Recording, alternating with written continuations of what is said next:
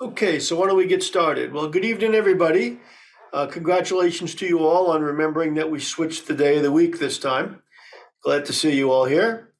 And I'm just going to turn this over to Mark. We're going to hear about King Lear. And remember that it is related to the book for next week, Station 11. And with that, I'm going to turn it over to Mark. Thank you, Michael. So yes, we go back to our beginnings of the English Renaissance.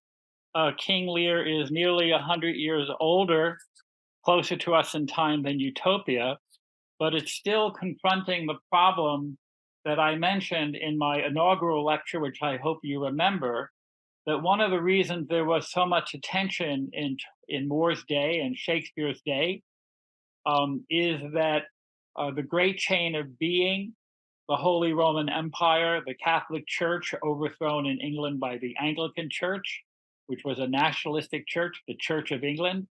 The question for many intellectuals, artists, and movers and shakers was, in the absence of that kind of divine hierarchy, what is the relationship between human beings based on? More than that, what is the nature of human nature? Nature as an external representation, nature in the sense of the storm that descends upon this kingdom, is something that had been discussed for a long time and it had not essentially changed in its treatment. But if you're no longer bound to the person who you work for or report to, and the person below you no longer is bound by a natural claim, if your children are not governed by you in a natural sense, why do people owe each other? And so, in both the main plot, where Lear has three daughters, and there's very much a fairy tale element here of the three daughters, two of them are wicked, one of them is very good. Whether it's Cinderella or other kinds of fairy tales, this idea of a king who is doing something kings should not do, he's abdicating. Until some years ago, no pope ever retired while alive, and then that happened. King Lear wants to step down from being king. He just wants a lot of the kingly benefits. There's something wrong about that. But he has three daughters.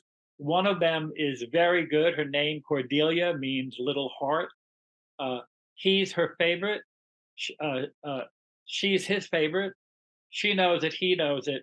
She just won't play the game. And then the subplot, Gloucester, not a king but a duke, he has two sons.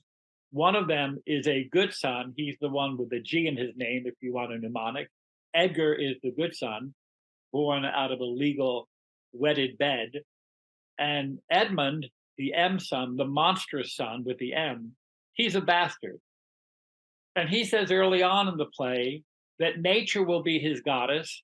He's a natural child. That was the expression of the day, the euphemism for a bastard. He was born from passion, from sex, from biology, from nature. And the other son is the legal son. And Edmund's argument is that being the natural son, he has more strength, more potency. Nature is on his side. But the question is, on whose side is legality? So this raises the issue, are human beings connected to each other through the hierarchy of power?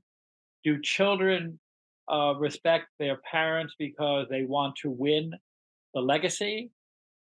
Are they connected to their parents because that's the good thing to do? What responsibilities do parents owe their children? I hope by the end of the evening, the less than an hour that we have left, you not only have a greater appreciation for Lear, but you see its relationship to the remaining two books, which take us into the 21st century with Station 11 and Cloud Cuckoo Land.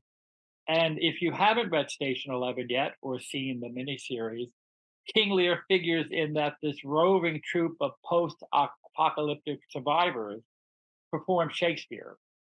And although King Lear is not an apocalyptic play, it's set in medieval Britain, it has a feeling of a wasteland. It has the feeling that once Lear sets into motion his bad judgment, the landscape seems post apocalyptic. So I will say that one of the hallmarks of Shakespeare's tragedies, which I love teaching, is that very early in the tragedy, there's either an argument or a contest or a contestation or a signal that something's wrong, whether it's rotten in the state of Denmark or Britain. And I'll use the example of Hamlet that if you know that play, the day before the play begins, uh, two men of the kingdom, two knights, have seen the ghost of King Hamlet Sr. They're very disturbed. And now it's the day after. And on duty, there's a man when you see the curtain come up and you don't know the names of the characters, the man on duty on the castle wall is waiting for someone to come. We find out later that that man, the sentry, is Francisco. But we see a man enter stage left, let's say, seeming very nervous. And that man says to the sentry, "Halt, who goes there?" And anybody in Shakespeare's day would know that's got it wrong. If Bernardo, the man who's entering, is coming to talk to the sentry, he knows to expect the sentry. He shouldn't be surprised. And the person who has the line, "Who goes there?" is the sentry. That Bernardo, the person entering, gives the sentry's line, suggests that the world is already upside down. It may seem like a very minor point, but people in Shakespeare's day would know from their own experience and from watching plays that the sentry talks first. Well, it turns all out what's upside down, what's rotten in the state of Denmark, is the ghost of King Hamlet is walking abroad, which means that he's not a thief. In this play, it begins by uh, a discussion that I believe the king favors more the Duke of Albany than the Duke of Cornwall. A discussion about who is going to get the better part of the kingdom. And two kinds of contests happen in the first act of the play. One is that Lear says his intention is to retire, but keep, some soldiers, some horses, and all of the respect that's due to someone who's a king. Well, when you have the divine right of king, you can't do that. You cannot say, "I don't want the business of being a king, but I want the benefits of being a king." It is unnatural. And if you believe, as Shakespeare's contemporaries did, in the divine right of kings, which is a wholly different idea from the great chain of being, you can't be king and not be king. So that's already trouble. And when he announces that he's going to have each of his daughters compete um, for saying how much they love him, and the one who pleases him most will get the best third of his kingdom. Did you notice that when Goneril, the oldest daughter, speaks first, before the other two daughters go, he awards her the third of his kingdom that he thinks she's earned? In many productions, the map of his kingdom is a rug or parchment laid out on the floor so he can actually walk and say, even from here to here. Well, that's not right. If you have three people competing for parts of a whole, and you're saying, "I will give the best part to the one who pleases me best," the prizes shouldn't be awarded until the end of the competition. It may be that you didn't notice that. It may be that you did. It's easier to notice in the theater because he's actually pointing to the third and the contestants are responding. Then Reagan goes and she says her thing and she gets her third. And each of the daughters say, "Daddy, I love you. I'm crazy about you. Did I mention how I love you?" Reagan tries to outdo that and says, "I love you, Dad. In fact, I love you even more than my husband. I'm just nuts about you. Did I mention that I love you?" I mean, it's very, very bold, very, very obvious. And when Cordelia is asked to perform, because that's what it is, she says, "What did my sisters get married for if they loved their father more than their husband? I love you just the way I should love you, Father. I love you according to our relationship." And he says, "That's it?" And she basically says, "Yes, that's it." And he says, "Have you nothing to add?" And she says nothing, which is a word that's going to reverberate through the play. And he says, the king, not happy, and depending on how you direct this play in your mind, he either says, nothing can come of nothing, trying to coax her that if you don't give me something, if you don't give me um, my apple as a reward, I can't give you the prize, which is what he's planned all along. He knows Cordelia loves him most, and he plans to give her the best part of his kingdom. She just has to play the game. And she won't because she's as stubborn as he is. Or he could be very angry in your direction of the play and say, nothing can come of nothing, speak. And she won't speak. In either event, two very stubborn people know that they are each other's favorites. That's often true of a family, that the person you're closest to is also most like you. And they're both stubborn. He needs the game to be played because he has a rapacious ego. And she's stubborn. She has standards. She won't play. So what happens? He gets angry. She gets voted off the island if this is a competition. He is going to split the kingdom between Goneril and Regan, between Albany, who's married to Goneril, and Cornwall. And he curses the womb of Cordelia. This is an extraordinary action for a man to do to an enemy woman, let alone to his own daughter, within minutes of trying to coax her to play the game, because Lear is starting to lose his sense of proportion. He also is very vain, which is why he asks her to say what he needs to hear. And he's also someone who calculates rather than feels emotionally. When he curses Cordelia and essentially exiles her, and Kent, a loyal servant, tells him not to do this, he banishes Kent as well. He's petulant in the extreme. When he's negotiating with Goneril and Regan, the one who will give them the one who will give him twice as many horses and knights is twice the other one's love. And the core problem of Lear, Shakespearean tragedies have great people, usually men, with flaws that bring them down. His problem is that he can only understand what he can count, what he can see in material. He cannot see that Cordelia loves him best. He cannot see that she refuses to play because she's Cordelia. And if he knew her better, he would get it and let it go. And if she were less stubborn, she would say, this is my father. I've lived with him all my life. I know he's pig-headed. He's old. He's retiring. I'll give the guy a break. But this is what happens because neither one will yield. Well, there's a second contest in this opening act, and that is Cordelia is single and she has to be married off either to the Duke of Burgundy or to the King of France. And the problem is that Lear has disowned her. And so she no longer has a dowry from the king. Um, and Lear explains, you can take her, but I can't give you the money I promised. He leads with that because money is how he thinks. And the Duke of Burgundy says, King, I think she's beautiful. I'd like to help you out, but I need a dowry. And one of them asked, what is it exactly she did that made you disown her? And Lear says, she didn't please me. I wanted her to say things and she didn't. And one or the other of the two French competitors, Duke of Burgundy, King of France, says, is that all? Well, that's not a big deal.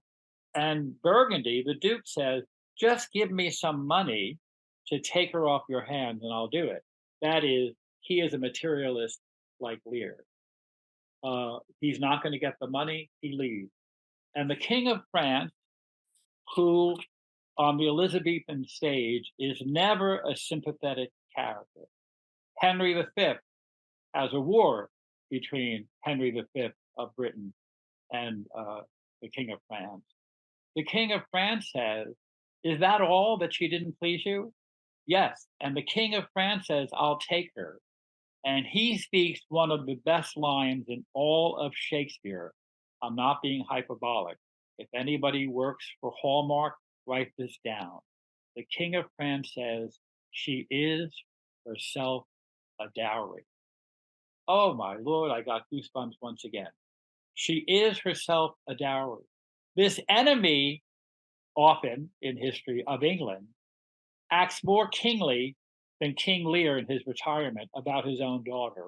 He understands that some things can't be seen or calculated and that her goodness shines through.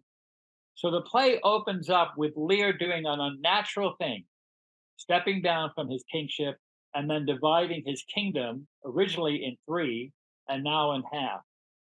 It turns that sets things on their ear. There are storms. There are fathers and sons at odds. The world has been set off kilter by the action of Lear. I couldn't do it. I'm just a poor ex-dean. But a great man, a great woman, a hero, a king, a queen can destabilize the world if they act inappropriately. So Lear's calculation, rather than kindness, remember, one of the things we're looking at is that the true utopia is a community of people interested in kindness. Lear is unkind to his own daughter. And we remember that kind comes from kindred, from kinship, from your kin. The people who are of your kind are the people you're expected to be generous with. That's why they're your kin. Sorry, I'm getting confused with king. He acts unkind to his kin in his daughter, and the stranger, even representing a foreign country that's often opposed to England, acts not only kingly, but through kinship. He sees the goodness in Cordelia.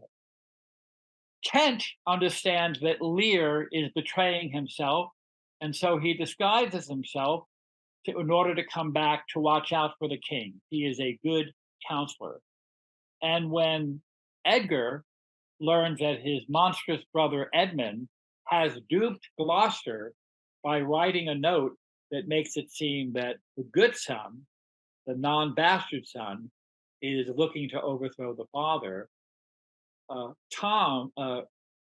Edgar has to leave the kingdom and come back disguised as a beggar named Poor Tom.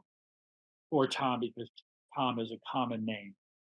And so in Kent's action and in Edgar's action, they leave and they come back in disguise. Why?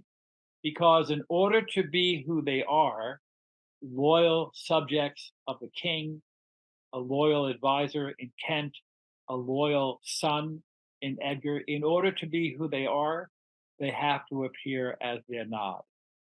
That's the transformation. When the world gets turned upside down and fathers don't know their own children and kings split their kingdom and on and on and on, when the world is unnatural, you have to seem to be who you're not in order to be who you are.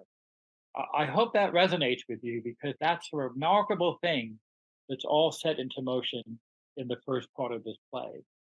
For the rest of the play, the issue is what makes Cordelia so good and her sister so bad? How does it come, Lear says, that nature has created such hard hearts? How is it that in a non fairy tale, we're supposed to believe that this is historical?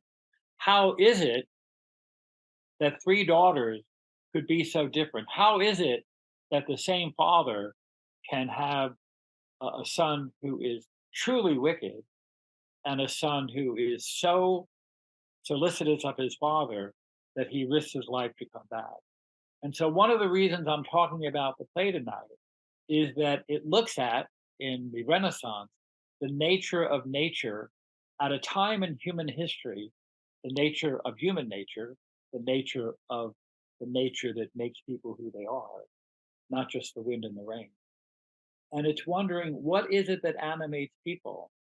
And I say this because when you think about this play, it is it's Edgar's kindness, it is Kent's kindness, it's Cordelia's kindness that saves the day, not the accounting of Lear, not the power struggle, not Burgundy refusing to marry someone without a dowry.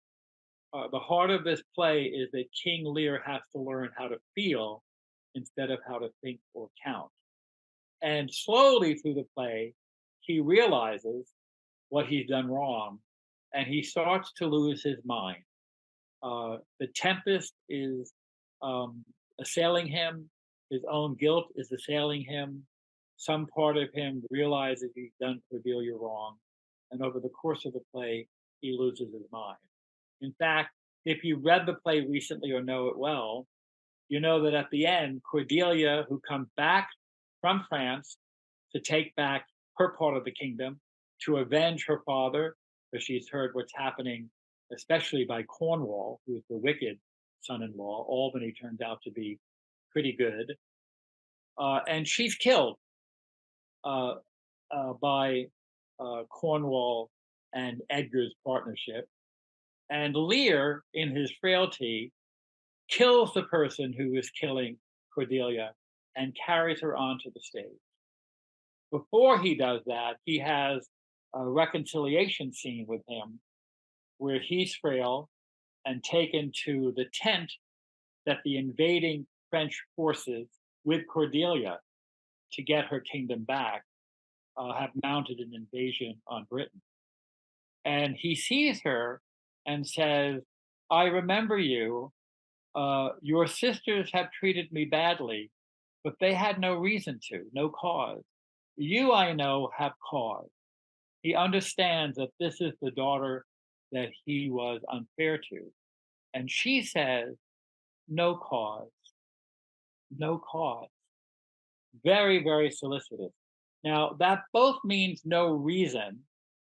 I have no reason to wish you ill, father. You're my father. I was stupid and stubborn, but I have no issue with you. But in terms of legality, you bring a cause to court, whether the court of a king or a court of judgment.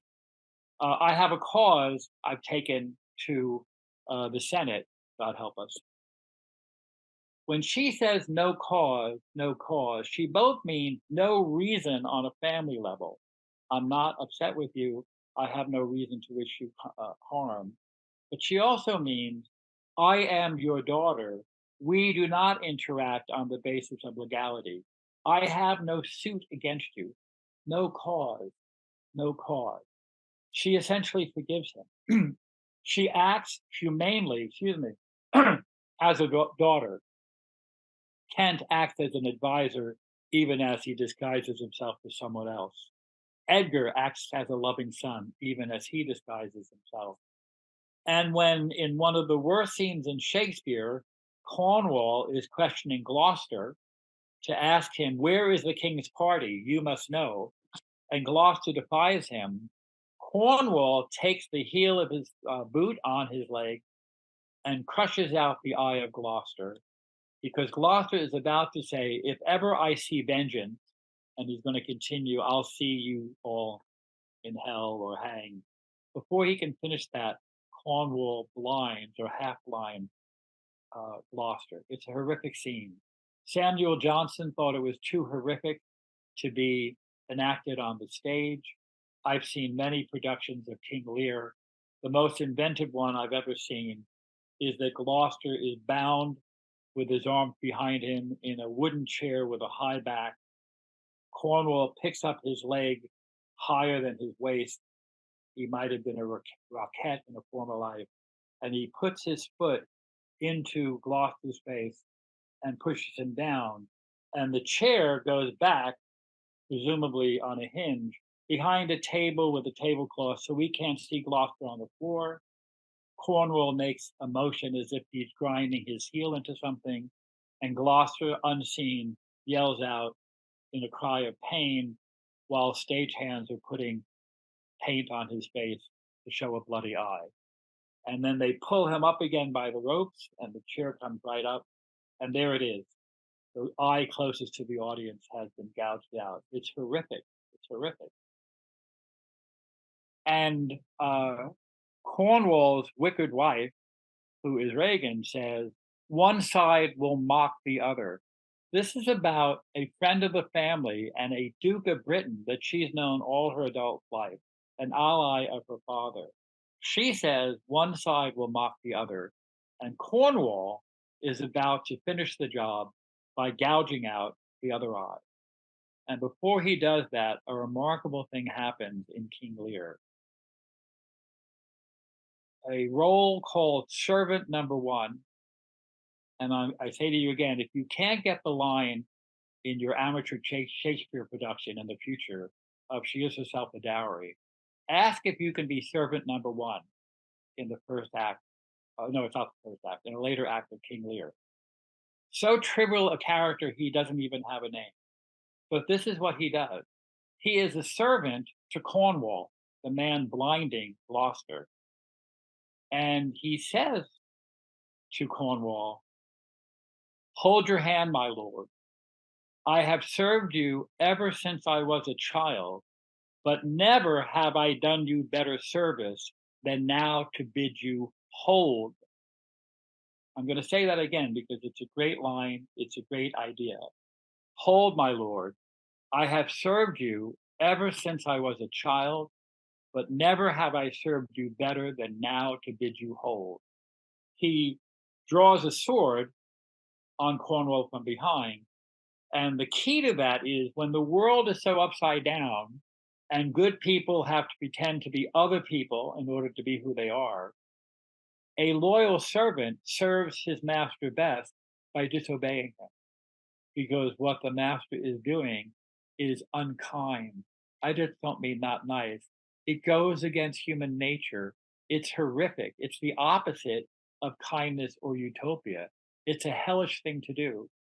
And because Reagan, the wife, the middle daughter, is wicked, she kills servant number one. And so he doesn't have much shelf life in the play. But his defiance of his better, of his master, is the turning point in the play. When servants who don't even have a name rise up against dukes, you know that the good guys are going to win. And what animates him? The service of being a good servant. What animates Kent is being a good advisor to the king. What animates um, Edgar is being a good son. What is it about these, in this case, three men? In Cordelia's case, Cordelia coming back and saying, "You don't have to apologize." What is it about these people that makes them good? And why is it that so many of the other movers and shakers in the play, whether it's the Duke of Burgundy or Cornwall or Edmund, don't have that gene? That's the reason we're talking about King Lear tonight. You not only have a community, you have two families, a father with three daughters, a father with two sons. The wives seem not to be issues here, dead or off stage, because Lear is the king and Gloucester is the father of two different kinds of people.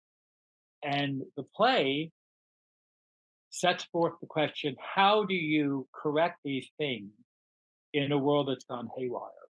Well, for Lear, he has to learn to think emotionally, not to calculate, but to feel. I'll come back to him. He's the apod. Gloucester has been blinded. His other eye is taken out. The servant doesn't act quite fast enough. And he is sent out into the harsh weather of the storm blind. And Edgar, his own son, disguised as a beggar named Poor Tom, is going to lead him and try to cure his broken heart. He hasn't lost his mind. His heart is broken. His eyesight is gone. He worries about the son who has been banished. And poor Tom does not reveal himself to his father. Many people have asked, why does he put him through this charade of walking him around? It's because he fears that if he were to tell him who he is, his father would die effectively of a heart attack. Instead, he puts his father through a long charade of taking him to a hill because Gloucester says he wants to kill himself. He says that he now sees the world feelingly, which means with his hand. He's blind, he makes his way feelingly. Lear, as the king, not just the duke, as the A plot, he's going to find his way feelingly, not with his hand like a blind man, but with his heart, a man who has been morally and emotionally blind. He is the A plot. He is the higher order story. But uh, Tom, uh, Edgar in disguise, knows that his father is suicidal. And if you've read the play or recall it, he dupes him into thinking that this little pitcher's mound, uh, postseason started today in Major League Baseball, is the top of a great mountain, and that if he throw himself down, he'll kill himself the way he wants. He's led his father in disguise. His father doesn't know this is anybody, just a stranger helping him. And when Gloucester throws himself down, he faints. And then Tom, Edgar, with another voice, says, "Are you all right, old man? That was the most amazing thing I saw. You threw yourself off that mountain, that hill, and you were saved by angels and delivered. You're unharmed." That is, he dupes his father into thinking that he's been saved by divine intervention. Why is that? Gloucester was duped into not trusting his son by a forged letter. That is, he trusted his eyes instead of his heart. Um, I would not be duped by a forged letter about one of my children because I know my children. Gloucester doesn't know his children. He's the B plot. He's deceived by handwriting. He's deceived into getting his belief in divine intervention back by a charade done by a man who is really his son but seems like a stranger. And Gloucester says, if I could know that my son was alive, it would make up for everything I've suffered. In other words, he talks in terms of what a father should really do. That's the B plot. But Lear was not duped into his error. He was blind on his own. He was stubborn and unfair about Cordelia. He was absolutely horrid in cursing her and exiling her.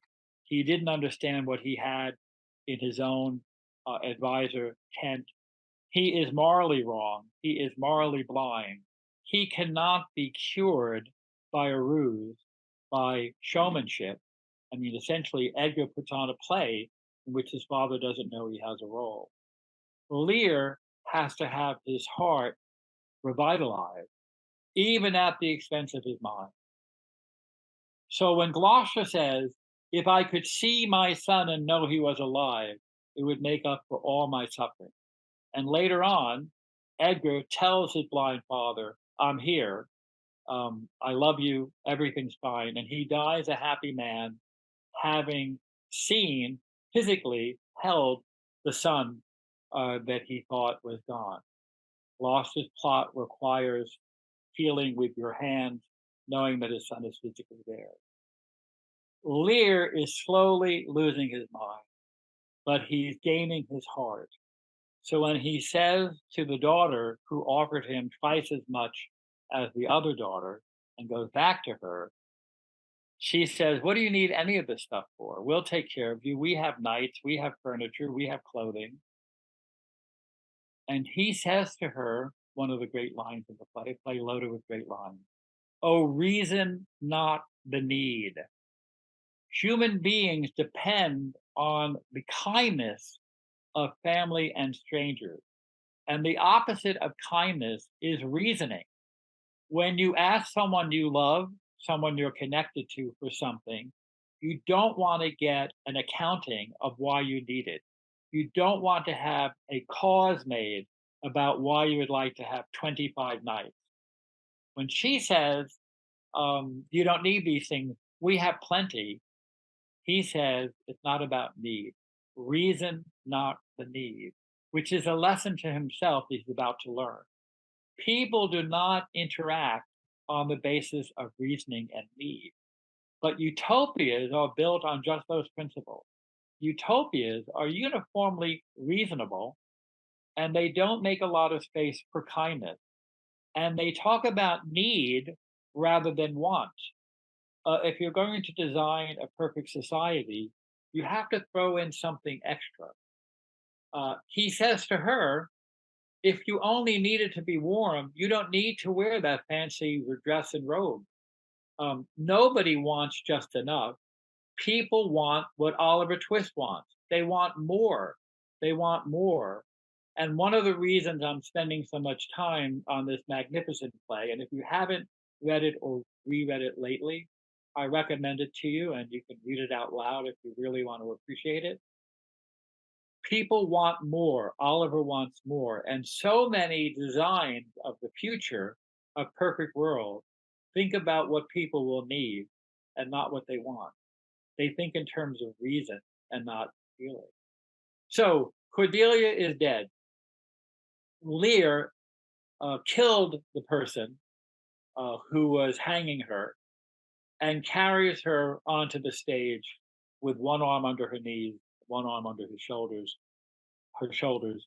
When Laurence Olivier, in one of his last parts, did this for PBS, for Masterpiece Theater or BBC America, whatever it was, he was so frail that they had to build a kind of carriage hammock that the dead body of Cordelia, the actress, could be laid out on a hammock strung between two kind of tall crutches. Her dress would cover down to the ground these crutches that were on wheels, and frail Olivier, very frail, could put his arms under the structure and walk forward and it would roll. And it gave the illusion, I'm sure this is on YouTube somewhere, that he was carrying her. He then starts to really lose his mind. And he says, as he looks at her dead body, why should a rat, a dog, a cat have life and you have no life? When will I see you come again? And he says one of the hardest lines to read well in Shakespeare. He says the word never 5 times so that it has the 10 syllables, 5 beats of iambic pentameter. When will I see thee again? I'm not going to try to act it. Never, never, never, never, never. And in the mouth of a good actor, male or female, each of those never is a little different. And the last one is the nail in the coffin. He will never see her again. And that's a loss. Never is related to nothing. And when Lear earlier was recovering in the tent, and Cordelia has come for her reconciliation scene, she sees a physician outside the tent, a military tent, and says, how does my father? And the physician says, speak to him, madam, that's best. Well, early in the play, she was ordered to speak to him by him. Now, having recognized her error, she speaks to him on the advice of a doctor. And when she speaks to him, that's when she says, no cause, no cause. So now she's dead. He knows she is dead. And when he gives his last speech, he talks about what it would be like if she were only alive again. And here I'm going to interrupt to actually read the scene from the play. By the way, that scene of the servant rising up against Cornwall is Act 3, Scene 7. There was a time when I would know that by heart. This is not that time. So Lear comes in telling everyone that they should howl because there's nothing anymore in life. And he says, Act 5, Scene 3, as he looks at her dead body, if this feather stirs, she lives. If it be so, it is a chance which does redeem all sorrows ever I have felt. That is, if this feather I've taken from somebody's helmet or maybe from her gown that he's going to put under her nose, her mouth, if it stirs, she lives. And if it be so, it is a chance, it is an opportunity which does redeem all sorrows ever I have felt. He learns the same lesson as Gloucester. But Gloucester in the B plot learns a lesson while his son is still alive and sitting next to him. Lear is the A plot, the more tragic plot. He learns it too late. She's dead. Then he goes on and says to her, Lear, I might have saved her. Now she's gone forever. Cordelia, stay a little, just the opposite of exiling her. And then he thinks she's speaking. What's that you say? It. Her voice was ever soft, gentle, and low, an excellent thing in a woman. I killed the slave that was a hanging me. So he's talking to her as if she was alive. Kent says, if ever, if fortune brag of two she loved and hated, one of them we behold. That's Lear. So Lear is talking to Kent, and as he is about to lose his life, I've got to turn some pages because there's the interruption of of Cornwall and Edmund. So near the very end of the play, and my poor fool is hanged. He doesn't mean the fool with a capital F. He means the daughter he's fond of, Cordelia. Fool also meant fond. You'll see even in 19th century novels, parents call their children my little fool. They mean my little silly one, my fond one. Why should a dog, a horse, a rat have life, and thou no breath at all? Oh, thou come no more, never, never, never, never, never. He then says to Edgar, pray you undo this button. That is, he wants to relinquish his earthly clothing, whether it's any clothing or anything like royal clothing. Thank you, sir. And then he says, oh, oh, oh, do you see this look on her? Her lips, look there, look there. He dies, says the stage direction. That is, Lear dies thinking that the feather he placed near her has moved from her breast. And I say to my undergraduates who have a lot to learn, and that's why I show up, what are we to take from the fact that he dies thinking she lives, which is an untruth? And it's because his love for her has imagined her alive. And that's a good ending for a king who has spent his life reasoning the need. He has an irrational moment. He has an imagined moment. What is this entire play but a work of imagination? And what Shakespeare, the great artist of the imagination, makes the saving scene for Lear is not the B plot of, oh, Edgar, you're really next to me? I'm glad. Let me hug you. No, it's that Lear, who got himself into this mess by not imagining, not loving, not being emotional, but being an accountant, now has his mind broken and his heart restored, and he dies believing wrongly by his reason, but rightly by his heart that she is alive and therefore has repaid all of the evil that's been caused. This is a great play reminding us that in Shakespeare's work, the imagination comes first. And not the imagination in terms of a daydream. What are these people imagining? They're imagining kindnesses, they're imagining goodness done to their family members or to their friends. I used to teach a course for many years on the art of autobiography.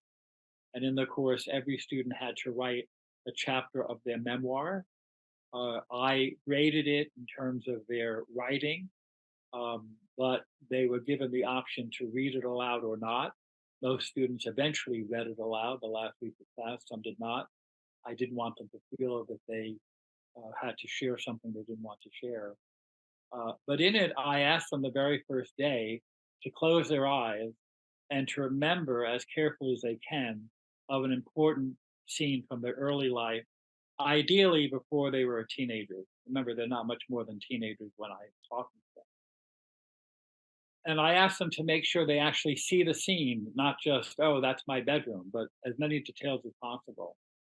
And then I asked them to open their eyes and write down a paragraph describing it, because their first assignment is to write a memoir of something that happened in that space. Sometimes it's grandma's house, sometimes it's the little league ball field in the neighborhood, whatever it is. But I say to them after they imagine it after they write it down, after some of them read it, that that act of memory was an act of imagination. That is, that diamond, that grandma's house, their bedroom, is not in the classroom where I'm speaking. Maybe it still exists in the universe, but it's not here. And in remembering it and in picturing it, they image it, they imagine it. That imagination is partly what memory is made of. And the same thing can be true of love. It's not that we imagine we love the people we love.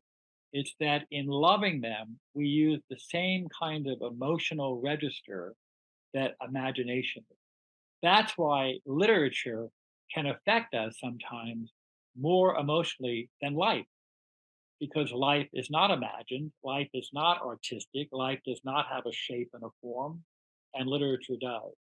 So all this, and I realize I've used nearly all of our time, but I told Michael that would be the case. All of this is to say that Shakespeare and Lear, Shakespeare knew and Lear found out centuries ago that the basis of human nature has to do with kindness in the way that I'm punning, that Shakespeare's punning, being good, ethical, virtuous, charitable, but also recognizing that everybody is kin to you and that it operates not by reason, but by imagination, which is another word for empathy, sympathy, charity.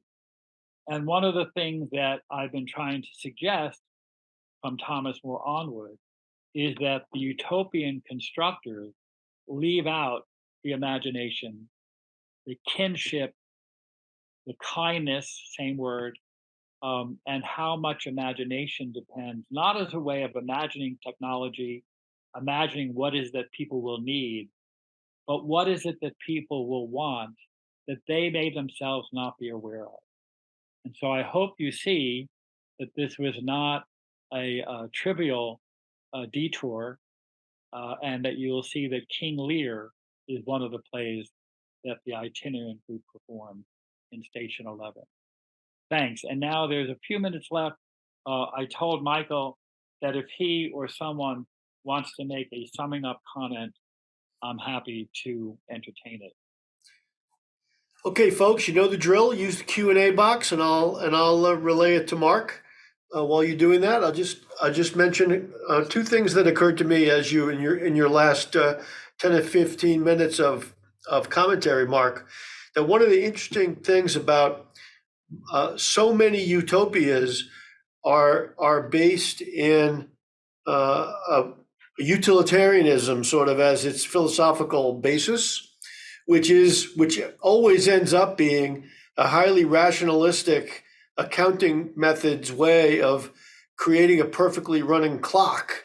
And it's exactly what you're talking about, which is why those utopias almost always fail, even when they're imaginary, because they leave out they leave out the human piece. They think they can engineer the human piece out of it.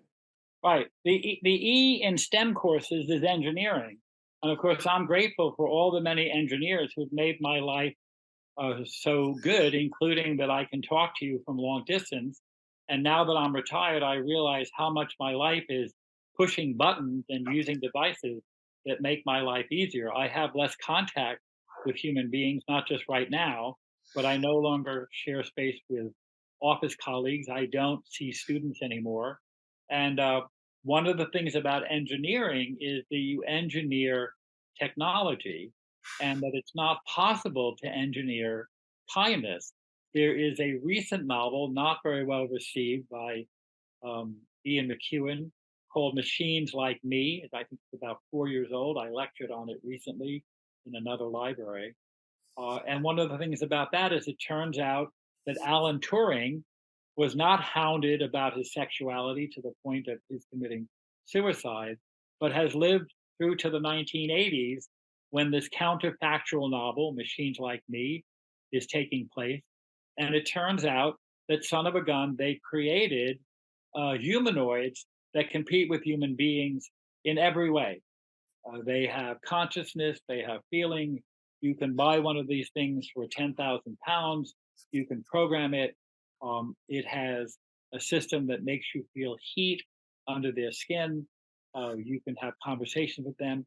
You can have sex with them. They are machines like me. The narrator of the novel is a not very successful guy named Charlie who uses a legacy from a relative to buy this thing, and then named Adam. The male androids are named Adam by the company, the female's Eve. The Eves have sold out first. You don't have to be a man or have a sexual imagination to imagine why the women got sold out first. So he had to buy an Adam, a male, and he has a crush on a next door neighbor, upstairs neighbor, and he invites her to join him in programming whether this Adam is going to be an extrovert, an intellectual, to help model this being, a grown man, uh, to be a kind of shared enterprise, a kind of child. And that neighbor is named Miranda, which is the name of Prospero's daughter in The Tempest. It is a Latin word that means to be marveled at. Miranda marvels at the people she's never seen before on her father's island. And she has the great line, "Oh, brave new world that has such people in it." Well, the Brave New World, Aldous Huxley is back in the 1940s. The Brave New World in Ian McEwan is an android that they program so well that he falls in love with Miranda. And he's a better human being. This is not a spoiler. If you want to read the novel, there's plenty to enjoy beyond this. He turns out to be more of a mensch. It's a Shakespearean word. More of a mensch than Charlie. Charlie's a kind of schmo, and Adam is a true human being. And that complicates the plot. But it imagines a counterfactual past where, son of a gun, they cured the issue of how do you make artificial people. So here's a question from Cliff. Say, why are Kent and Gloucester so devoted to a king that is so lacking in character? Cliff, we didn't arrange this ahead of time, but God bless you. One of the questions to ask of Macbeth is, why is somebody who is so murderous, who is a killing machine, why is he worthy of being the tragic hero of a Shakespeare play? I'll let you think about that, but I'll answer Cliff's question. This event is a few days in the end of Lear's life. He is failing. But one of the ways we know that he is deserving of being the hero of a tragic play is that Cordelia loves him, that Kent loves him. They both serve them in their own way. She does her father a favor by not playing the game of saying, I love you more than my sister. But he's old and he's failing. And they are, especially Cordelia, enough themselves that they don't have the wisdom to say, you know what, I'm just going to, yes, daddy, I love you. Let's move on. We know that Lear once was a great king because he has a love and respect of a child and of a advisor. That's and of the fool. The fool say, when everybody is thrown out of his way, the fool stays with Lear. That's a sign that Shakespeare gives us. All of Lear is not the couple of hours of the play we experience. At one point, he was a great man, and he's no longer a great man. I'm sure several people in this room are living in their own homes or in their extended families with people who are suffering from dementia. What they were is not what they are, but we love them for the whole deal. And so that's what I think we're supposed to understand from that, that Lear has fallen from the glories that he was earlier. A good king, or he wouldn't have the support of Gloucester and Kent. A good father, or he wouldn't have Cordelia's love. There's a comment from Janet. I can't help thinking about the novel Housekeeping, in which the niece and her aunt have a love and kinship, a feeling for each other that kept them going on and on, seeking their wanting in life together. Yeah. And you talk about that, you could almost say it's an anti-utopian novel. The housekeeping is not a particularly well-kept house. When those biddies come to investigate, they're not happy with the condition of the house. And these are people who are out of the mainstream. There are such people. They're people of value. It turns out that maybe the lesson, starting with Sir Thomas More as a character in his own work saying, "Look, it's late, you're hungry, stay over." Maybe that's the best you can do as a counter argument for over programming. And we are not far away from having machines do things we never imagined machines could do. They're members of the family. I don't have one of those service assistants with different names, but almost always female voices. That's an issue we can talk about some other time. I don't have one of those things. It's not because I'm above owning them. My money is all tied up in books and grandchildren. But people who have them, they become members of the family. They have a human voice, again, often female. You rely on them for advice. You often have them do things that you could look up yourself if you weren't so blanking lazy. And people, when they go on the fritz or they're not working, it's like they've lost a relative. That's already in the system. It remains to be seen what will happen when the upgrade to the iPhone 15 has something that starts to compete with humanity.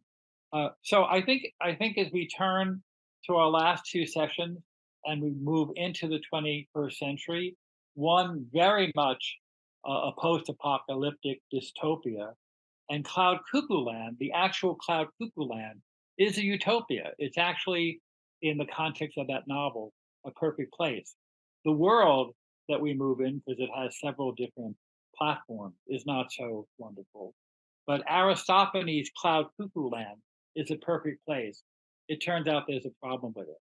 So I hope you felt this was worth your time, both for Shakespeare and King Lear on their own terms, but also I hope it illuminates something about the cog, the fly in the ointment from the very beginning, which is perfection cannot be done in for human beings without the illogic, the irrational, the emotional, the imaginative, kindness, charity, that je ne sais quoi that is missing in the diagrams and the engineering.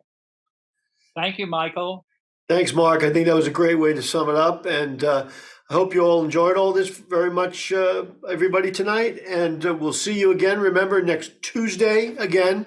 And then we take a break for a couple of weeks. And then the final session in November is on a Thursday again. But next week, it's Tuesday again. And we hope to see you all there. Thank you all for attending and for your attention. And I'll see you very soon. Bye-bye. Thank you, Michael. Thanks, Mark. Good night.